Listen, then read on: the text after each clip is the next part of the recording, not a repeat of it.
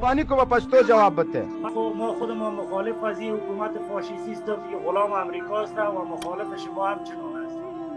نه یکی سایکو یکی حکومت فاشیستی ګوره یو د کابل مزدور نظام مونږ وایو په دې نظام کې که د شمال لنډغر دي که د جنوب لنډغر دي که د جلال آباد لنډغر دي ټول دیموکراتان مونږ پکې یادو. ګوره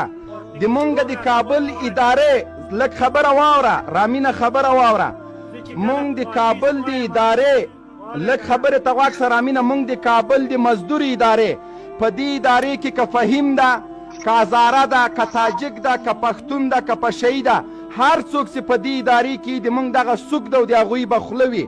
او لکه څنګه چې د شمال لنډغر د مونږ په سیمو کې چغې والې چې کوکي طالب نن هغوی ته مونږ وایو که دیدی مشت آهنی طالب را که در دهن شما زد و دندانای شما را کشید. کدیم مونږه د جهادي مبارزې د مونږ د جهادي مبارزې زور و چې د شمال لنډغر خونخوار هغه هم درته په ګونډو کړله سرکش امریکا سره. توهین نمیتانی ما قطعت میکنم قطع میکنم. تو افغان هستی تو افغان هستی افغان هستی افغان نیستی. از افغانستان هستم تاجیک هستم. تاجیک خو هستی ما میفهمیم تاجیک هستی افغان هستی یا نه؟ ما تاجیک هستم هویت ما تاجیک است. که افغان نیستی رنگ تا گم کو اینجا باید افغان سخن بگوی از دایره افغانستان. کسان به نام خراسان ما اینجا وقت نمیتیم. ما مردم هستیم که افغانستان واحد کار داریم. مونږ د یو واحد افغانستان لپاره کار کوو. خراسانیان او دا نور د شمال او د غرب لنډغر دا مونږ نه منو. د طالبانو د اسلامي نظام ترڅنګ د یو واحد افغانستان لپاره کار کوي. دلته د تاجک او د پښتون په نوم خلک نه سره بیلیږي. تاجک د ما ښی لاس ده پښتون مې چپ لاس ده. تاجک ازبک به مونږ کې نه پیدا کوي. دلته چې راځي سالم بحث وکړي دلته د مونږ دې ته نه پرېږدو چې ته اشرف غني چې پښتون د تی په خلاف سې لیکن د سلګونو تاجکانو خیانتونه پټ کړې. دلته د خالد خیانت ووایه چې پښتون ده لیکن هغه تاجک خاین مانه پټ کړي. نه دلته مونږ تاجک مجاهدین لرو ازبک مجاهدین لرو هزاره طالبان لرو پشهی طالبان لرو. په لر او بر د افغانستان کې جهاد ټولو قومونو د امریکایانو او د دې وحشي نظام په خلاف باندې شروع کړی ده. لطفا د مونږ برنامه قوم پرسته کومه دا قومي برنامه نه ده. دلته مونږ د امارت اسلامي د بیرغ خبره چې کوو د دې بیرغ لاندې به ټول قومونه ژوند کوي د امن او د سوکالۍ. تاسو تاجکانو ته څه شي کړي دي؟ دغه د شمال لنډغرو څه کړي دي؟ اتانور د تاجکانو ته څه کړي؟ غني پښتنو ته څه کړي؟ کرزي پښتنو ته څه کړي دي؟ دغه ټول قومونه چې په دې نظام کې په خپل عیش او عشرت کوي خپل قومونو ته څه شي کړي دي؟ غیر له دې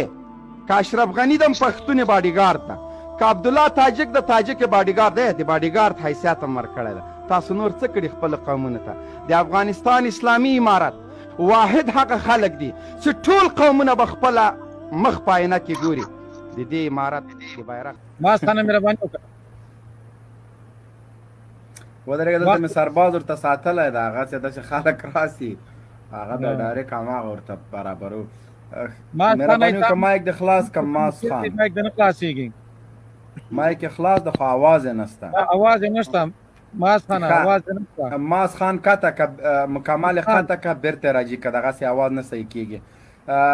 افغان دوه واره افغان مهرباني وکړه سلام علیکم. البته سوال ته به راشي تفسیرونه به ډاډه وکړي صحیح ده. که بخښنه غواړم زه بل لایف کې یم دغه لږ لنډې راته هغې کړئ. لنډې د کابل کې د علماو شهادت رسول مهرباني. او کابل کې د علماو په اړه زه باید دا ووایم چې هغه علما چې په د افغانستان د خلکو یا د افغانستان د نظام یا د صلح طرفدار وي هغه وژل کېږي. په دې کې هېڅ شک نشته چې بعضې کړۍ به په طالبانو کې وي چې هغه به داسې کارونه کوي یا به بهرني استخبارات وي CIA به وي چې هغه به داسې کارونه کوي. د حقاني شبکه وي د قاري صاحب دغو یا به نور کوم د کړی به وینو د خو هر افغان دي خلاف دا ولې یو زه تاسو ګوره د بعضې خلک یې ویل نه دا خو ریاست امنیت ملي ووازه هلته داسې ملایان شته په کابل کې چې هغه بری راست د طالبانو په طرفداري او د حکومت په خلاف خبرې کوي هغه خو نن پورې ونه ورزل شول صحیح ده موږ سره اوس قاري صاحب به دې جواب درکړي ته څه فکر کوې شړونګا بابا به د علماو په ترور کې لاس نه لري د CIA پخوانی مزدور او اوسنی جاسوس امرالله صالح به نه لري قاري صاحب مهرباني وکړه دا میلمه ځان سره ساتو که څه پوښتنه درلوده بیا به مبین صاحب مایک د بان کاپان ورلپن هیله مو دا ده چې قاري صاحب غږیږي ته به خبرې نه کوې چې کله هغه خبرې ختمې کړې تا ته وخت درکړو مهرباني قاري صاحب مبین صاحب اول خو د دې ورور سره زه موافق نه یم چې دی وایي چې هیڅ افغان دا نه غواړي افغان خو الحمدلله محب هم ځان ته افغان وایي اسدالله خالد هم ځان ته افغان وایي مسعود اندرابی هم ځان ته افغان وایي اشرف غنی هم ځان ته افغان وایي خو دا خبره د دوی په اړه غلطه ده چې دوی وایي چې هیڅ افغان دا نه غواړي نه دغه افغانان دا غواړي چې دلته اسلام په دې هیواد کې د منځه لاړ شي اسلام ختم شي محراب ختم شي ملا ختم شي منبر ختم شي جماعت ختم شي او که منبر ملا محراب پاتې کیږي د هغې نه به د کفر په خلاف خبره نه کیږي د هغې نه به د دیموکراسۍ د هغې نه به د سیکولریزم د الحاد په خلاف غږ نه پورته کیږي د کوم منبر د کوم محراب د کوم جماعت نه چې دغه غږ راپورته کېدو هغه د دوی دښمن ده او هغه طالب ده طالب د دوی په نیز څوک ده د طالب تعریف د دوی په نیز څه ده د هر هغه څوک چې د دوی د فکر مخالف ده هغه طالب نه بس هر هغه څوک چې د دوی د رایې د نظریې د عقیدې مخالف ده هغه طالب ده دا د طالب تعریف ده د دوی په نیز هر هغه څوک چې هغه د دوی دغه جنایتونه دا وحشتونه د دوی دا کفر الحاد سیکولریزم دیموکراسي عیاشي فحاشي دا چې څوک تعریفوي څوک یې ولس ته څرګندوي هغه طالب ده او دویمه خبره دا ده چې کوم علما چې د طالبانو ملاتړي دي کوم علما چې د کفارو مخالفین دي هغه شهیدانیږي که نه دغه د موږ تاسې وینو مولی ایاز نیازی په کوم جرم شهید شو هغې جرم دا و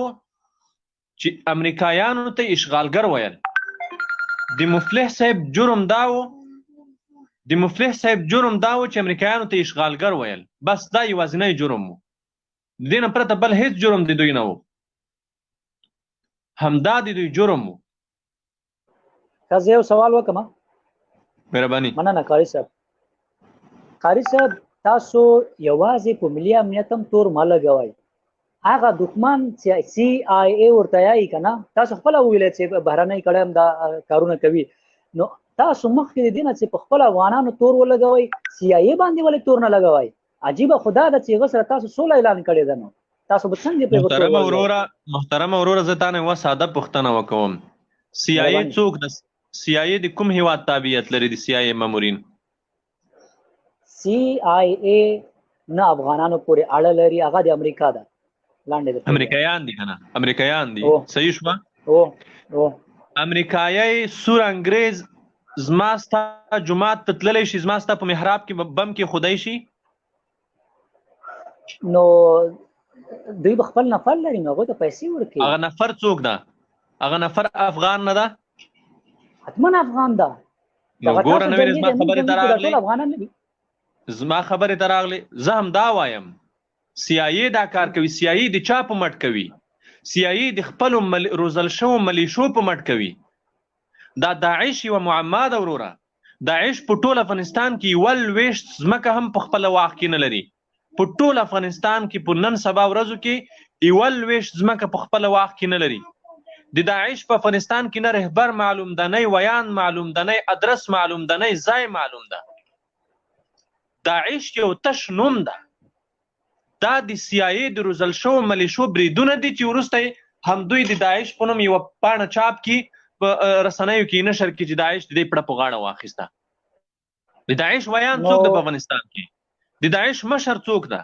داعش ساحه کومه ده په افغانستان کې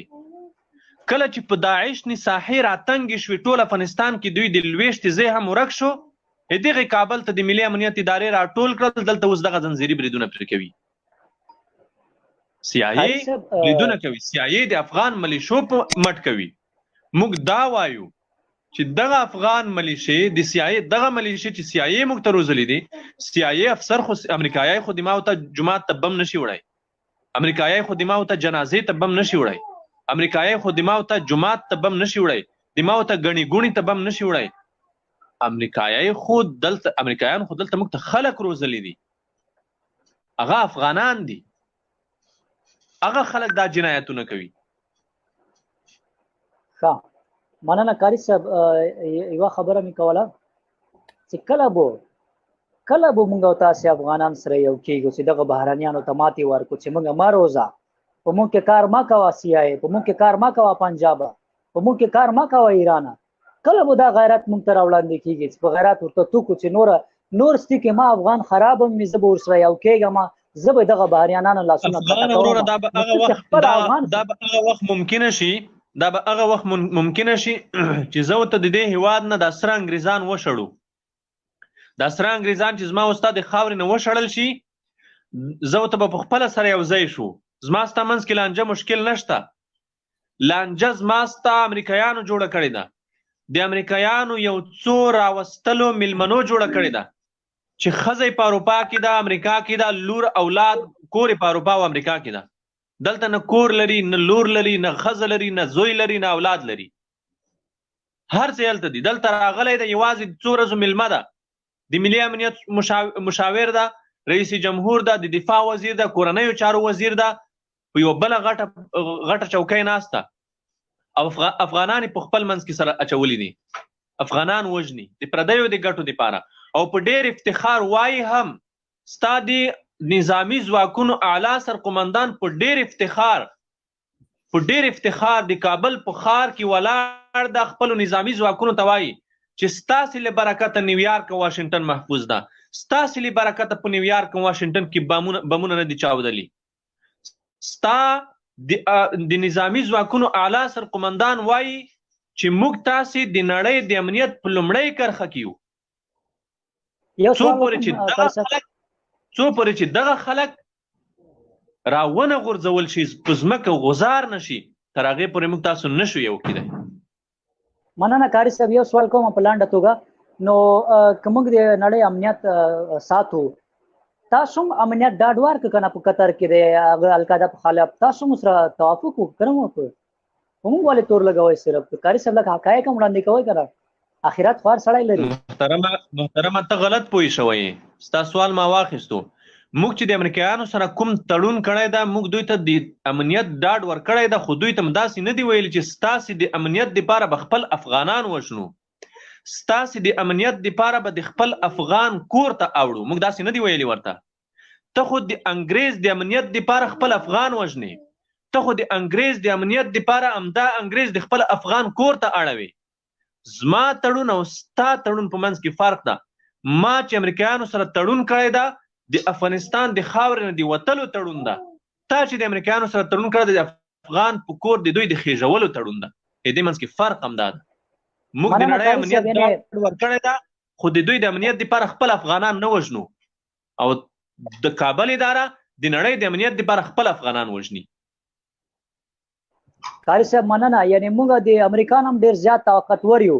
موږ د امریکان هم زیات طاقتور یو چې تاسو وزنو، او امریکا دومره مجبوره ده چې د موږ مدد کومک اخلي. لطفا که لږ مې پرېږدئ حقایقو ته. مبین صاحب تاسو سندره هم راوتلې ده، مبین صاحب تاسو سندره دې مبارکه، سندره دې راوتلې ده، بله ورځ مې په هغه کې ولله فیسبوک کې کله چې تاسو سره دلیل در ختم شو، نو بیا دې اوس مبین صاحب ته خوله ور واچوله چې مبین صاحب ستا سندره راوتلې ده. بحث په کوم ځای ده، ته په کومې خوا روان یې؟ وایي چې وهم دې کوم ځای ته او د بعد کوم ځای خېژي سره. والله چې دغه تړونه موږ کوو، د موږ لږ رنګ ځای ته ورغی، په خدای قسم چې دغه امریکایان به دوی به موږ پسې وو، موږ به له دوی نه مخکې وو، د یو افغان په کور به ورننوتلو، د هغوی ښځې ماشومان سپین ږیري سره زنې کې به هم د یخ زنې کې به هم د باندې ودرول، او چیغې به یې ویلې، د ښځو په جامو کې به یې لاس وایي، ښځې به یې تلاشي کولې. د دغه تړون له وجې نه خو ټولو نه زیاته ګټه موږ وکړه، طالب خو دومره ګټه نه ده کړې، ایله هغه د شرم فضل یې موږ په جایز شوله. په دې کې اوس د طالب څه ګناه ده؟ اورې څومره بې عزتي څومره بې ننګۍ نه چې موږ بچ شولو که نه. والله بالله که چې هغه چې یو سړی ولاړ یې که نه، زه وایم چې هغه به ژوندی کوم ځکه نه نور خو یې څه کوي د طالب دې غیرت ته وګوره چې بله ورځ یې وویلي وو یو مجاهد ویلي وو چې هغه امریکایي به زه پیدا نه کړم که لاس وارې تړونو سره ومسي چې د ما افغان عسکر یې په ساپېړو والی هغه زه نه پرېږدم دا تړون که ماتېږي که پاتې کېږي طالبان داسې تکړه خلک دي او دوی ته راسه لاس مه اچوه هی نو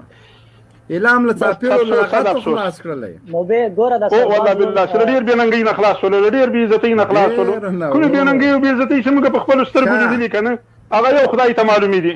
او د کاشکې دغه ملت لیدلی وای هلته له نږدې نه لیدلی وای چې دا کومې بېننګۍ موږ تېرې کړې سرباز وروره ما ته خو واخ راکوئ دا دار مې که واخ مې دار که ته موضوع باندې خبرې وکړه ښه تاسو موضوع نه بغیر خبرې کوئ خو موږ ته اجازه ما راکوئ نو خو ته سندرو ته لاړلې سندرې خو ګوره اوس هغه خو تاسو نه کار ولا ده تاسو مې ویلي ډېر لیدونکي او لیدونکي وي ډېر خلک غواړي چې سوال لري مهرباني وکړئ نه بل چا سوال لري مهرباني وکړئ قاری صاحب او که سوال نه لري بیا مبین صاحب بل کس ته قاری صاحب مننه بس یو کار ما کوئ چې کله پړڅئ بیا خلک ما کته کوئ چې کله پړڅئ بیا خلک ما کته کوئ نو په کوم ځای کې اوس پړه څه ته وایه پړس وایي کوم ځای کې پړسله ودرېږه د سی آی ای جاسوس د پرون د کرملین ته سجده کوله نن یې امریکا ته کوې مات سولې ذلیله سولې رسوا سولې امریکانو بمبار کړلې نو تا دا پړ په کوم ځای کې کړلو چې پړس سولې زړه دې داسې دلته 4 ساعته موږ سره لیکچر ورکړې سبحان الله دا کېدلی نه شي وروره تا خو چې څومره پوښتنې وکړې تا ته ما معقول ځواب درکړو تا وویل چې تاسې هم د امریکایانو د امنیت ډاډ ورکړو خو تا ته ما ځواب درکړو معقول منطقي ځواب مې درکړو چې موږ خو که ډاډ ورکړی ده د دوی د امنیت دپاره خپل افغانان نه وژنو دا ډاډ مو نه ده ورکړی چې دلته به دا سره انګریزان د افغانانو په کورونو خېژوو او ته چې د امنیت ډاډ ورکوې ته د دوی د امنیت دپاره خپل افغانان وژنې په روزمره ډول د افغانانو په کورونو دا سره انګریزان ورخېژوې اشغال ته د ادامه ورکړی ده په همدې ډول شړونګا بابا هغه د خلاص کا مایک د خلاص کا شړونګا بابا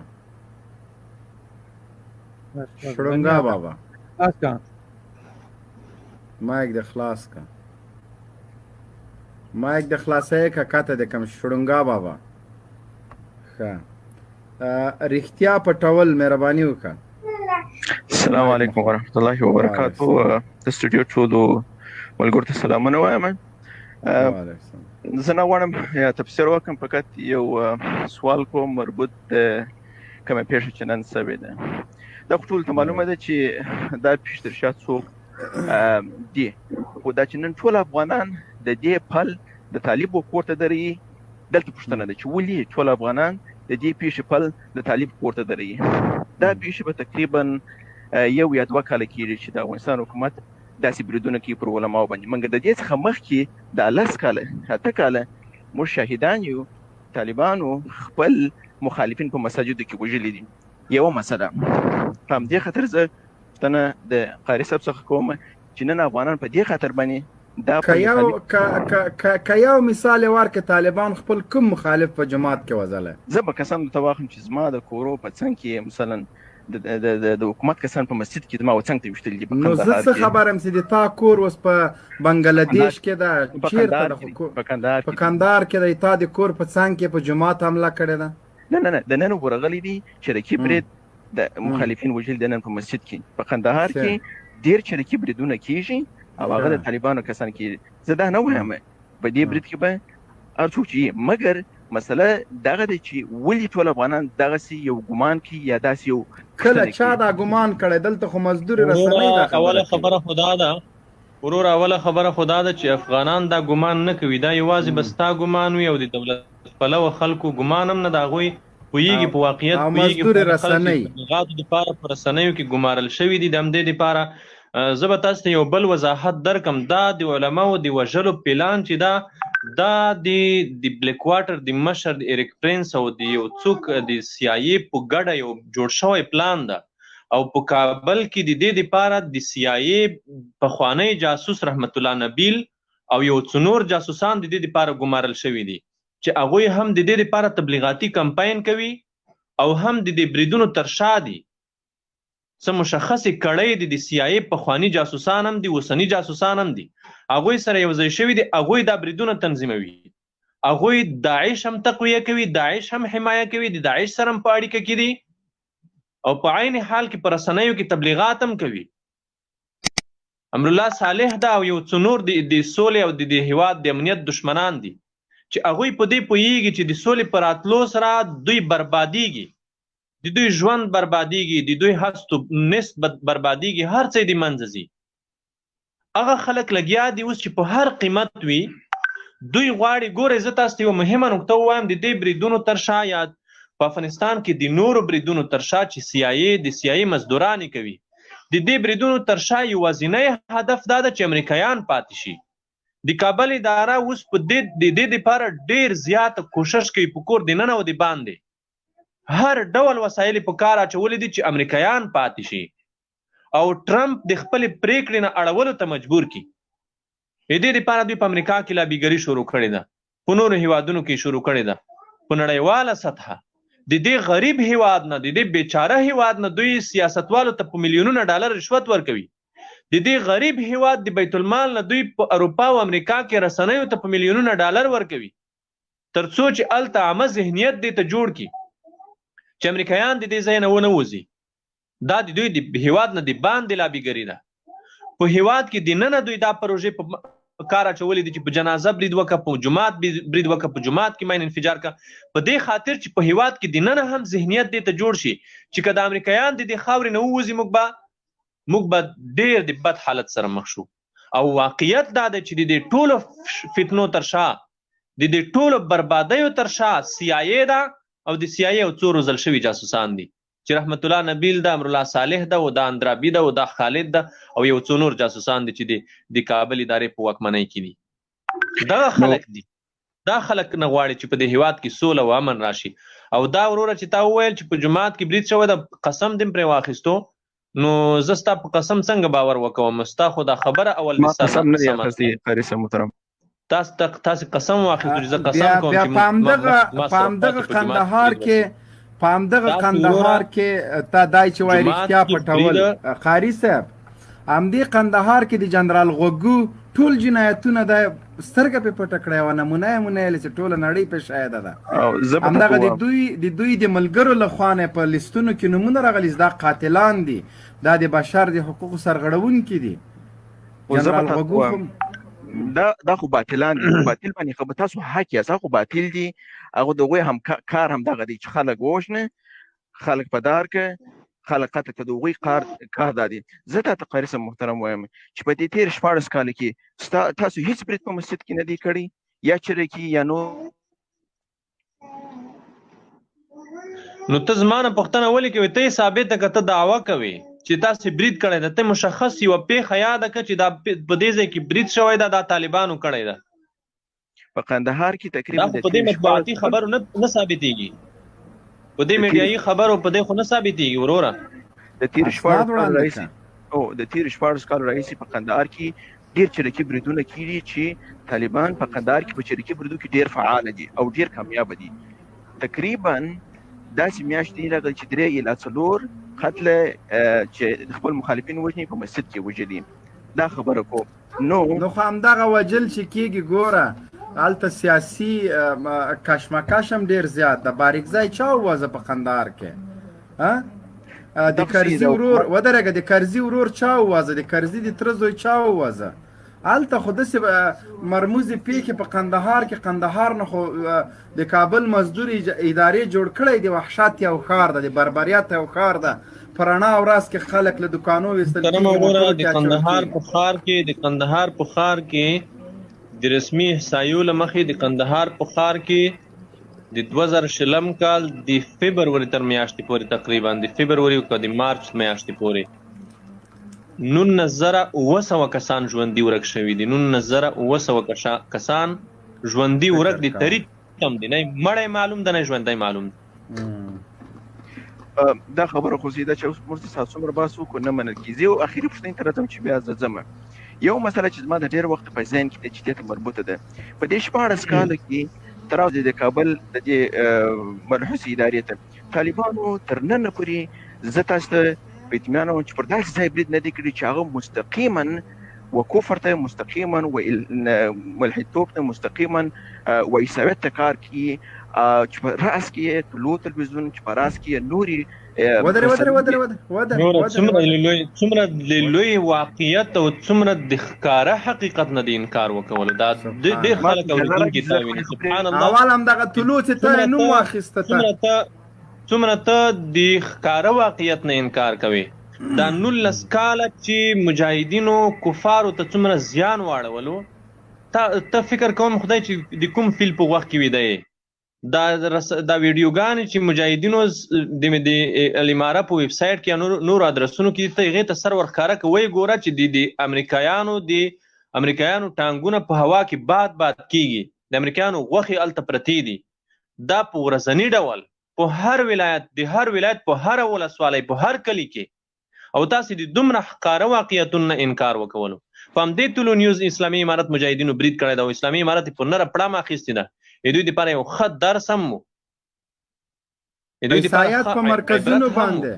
په کابل کې د عیسایت په مرکزونو اسلامي امارت مجاهدینو بریدونه کړي دي دوی راهبانې وجلې دي د طلوع نیوز په هغه سټوډیو باندې چې حمله وسوله چې دوی پکې فحشا خپرول او څه د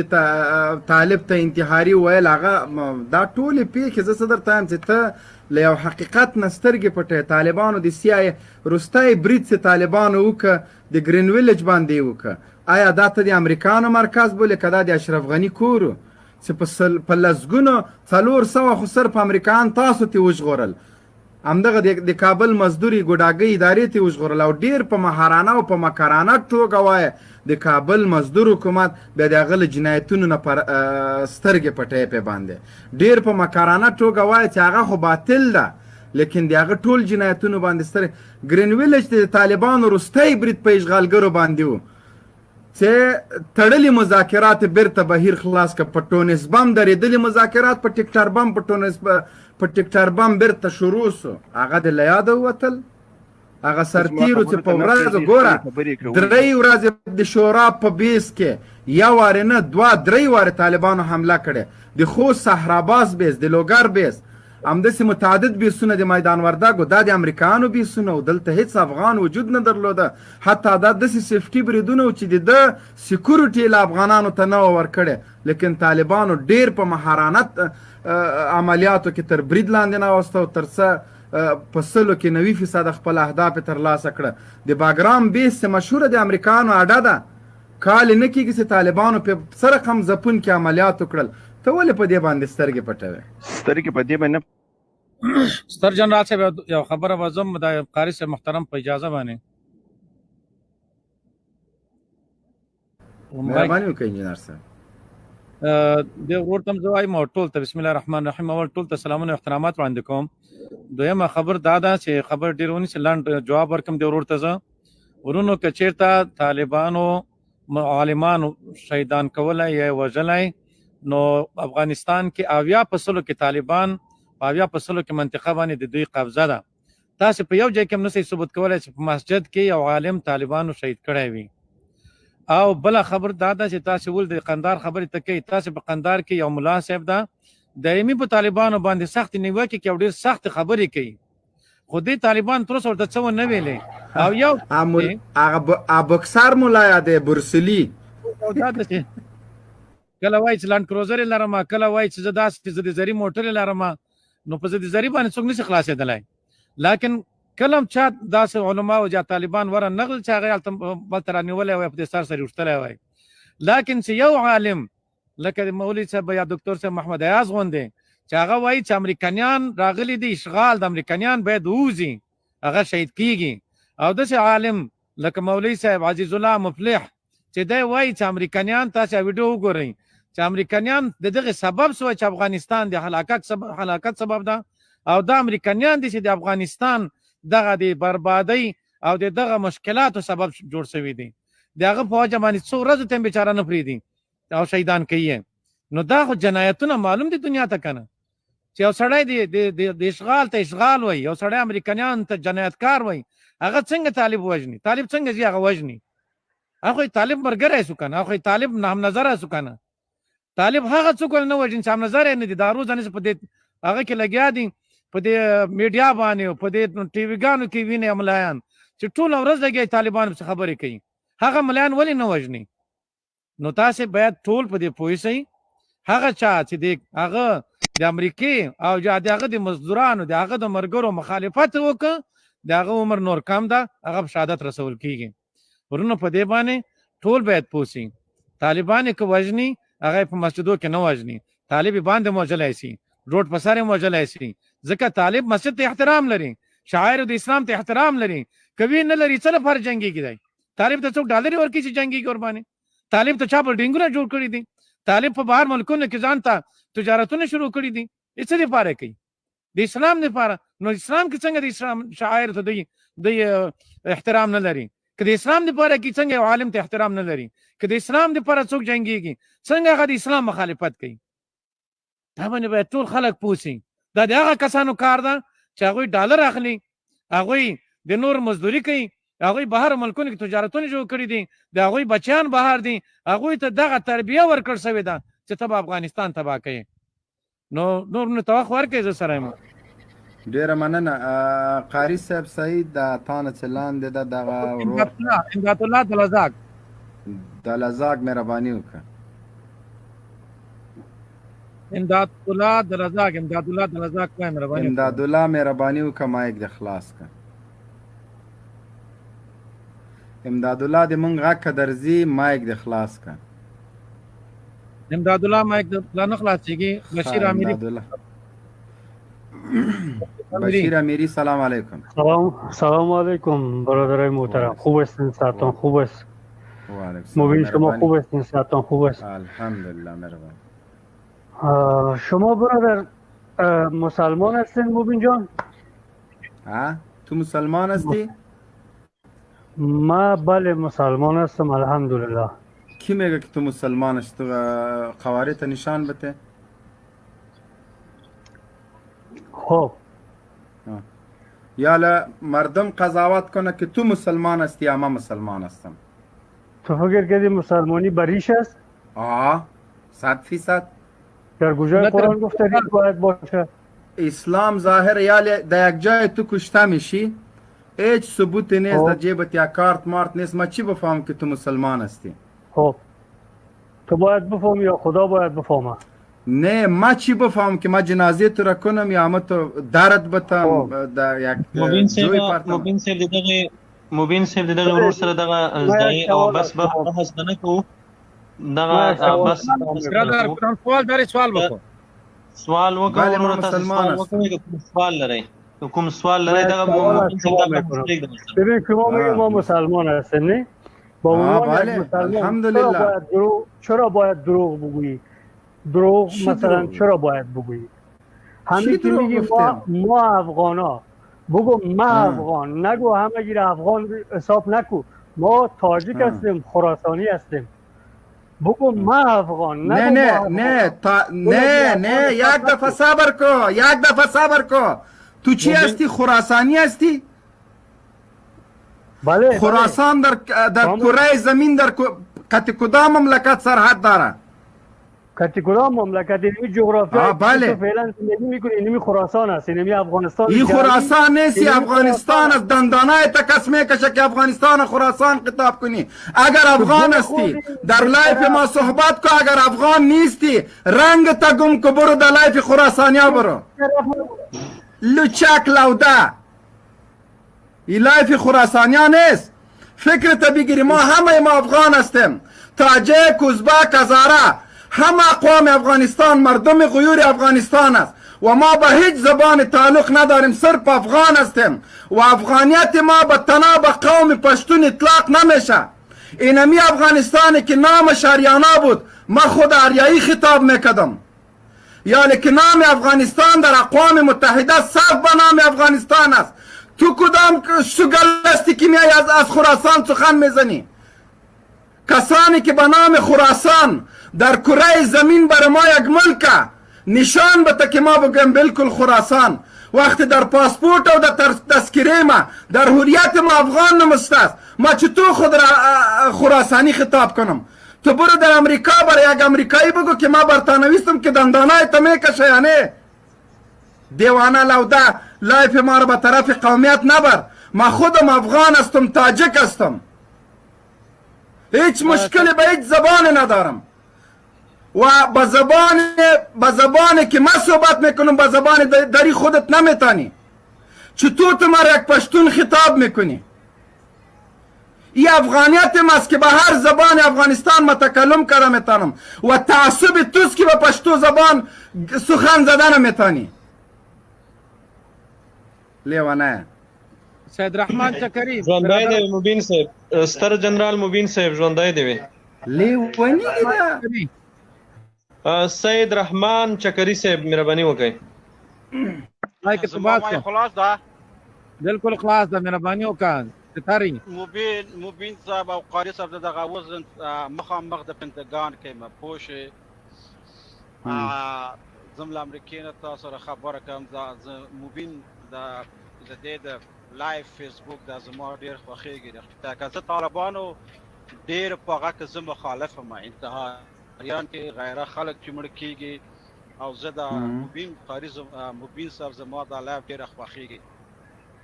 اصلا دغه اوس نه ژوندی دی. هغه د پنتاګون ده، هغه پنتاګون ده، هغه دا پنتاګون ده که تاسو ګورئ. بالکل خو مهرباني وکړه. زما سوال هغه قاری صاحب له تا نه ده چې دا هغه ځایونه چې د طالبان کنټرول لاندې چې دي هلته امامان یا ملا صاحبان ولې نه وژل کېږي یو، او دلته که دا سوال ما ته ځواب ورکړي د